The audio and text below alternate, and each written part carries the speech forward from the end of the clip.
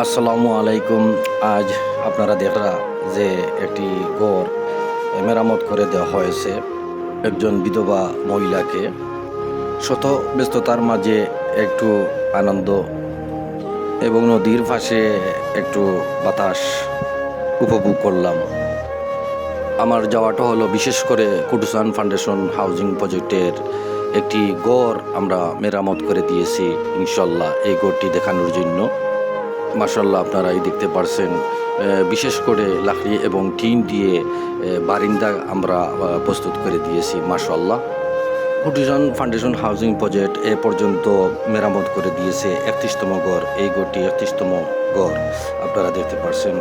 এই ছিল পূর্বের অবস্থা। মাশাল্লাহ কুটিজন ফাউন্ডেশন হাউজিং প্রজেক্ট মানবতার ফেরিওয়ালা হয়ে এগিয়ে এসেছে আলহামদুলিল্লাহ। এই ঘরটি পড়েছে সিলেট জেলা গোলাপগঞ্জ উপজেলা বাদেবাসা ইউনিয়নে আলমপুর গ্রামে।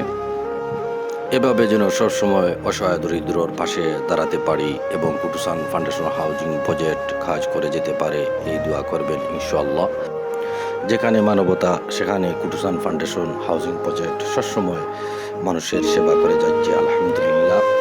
কুটুসান ফাউন্ডেশন হাউজিং প্রজেক্ট এই সংগঠনটি আল্লাহ তাআলা যেন দীর্ঘমেয়াদী করে জারি করে রাখেন, এই দোয়া করি। এবং আপনারা দেখতে পাচ্ছেন বিশেষ করে কুটুসান ফাউন্ডেশন হাউজিং প্রজেক্টের সকল কর্ণধারবৃন্দকে আল্লাহ তাআলা যেন ওনাদেরকে দীর্ঘ হায়াতে তৈবা দান করেন এবং যারা কবরবাসী হয়েছেন আল্লাহ তাআলা যেন বেহেশতে নসিব করেন, এই দোয়া করবেন মাশাআল্লাহ।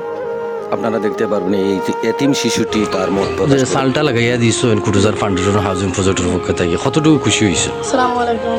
আপনারা আমার টিম দিয়েছেন, আমি খুব খুশি হয়েছি। তোমার বাবা আব্বা নাই? তোমার ওই আম্মা আর তুমি খালি? খুশি হয়েছে তো? আলহামদুলিল্লাহ।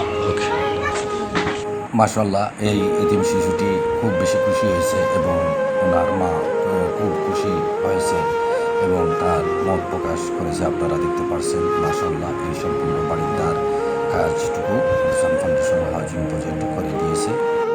এভাবে মানুষের মুখে হাসি ফুটানো আমাদের লক্ষ্য। আজ এই পর্যন্ত।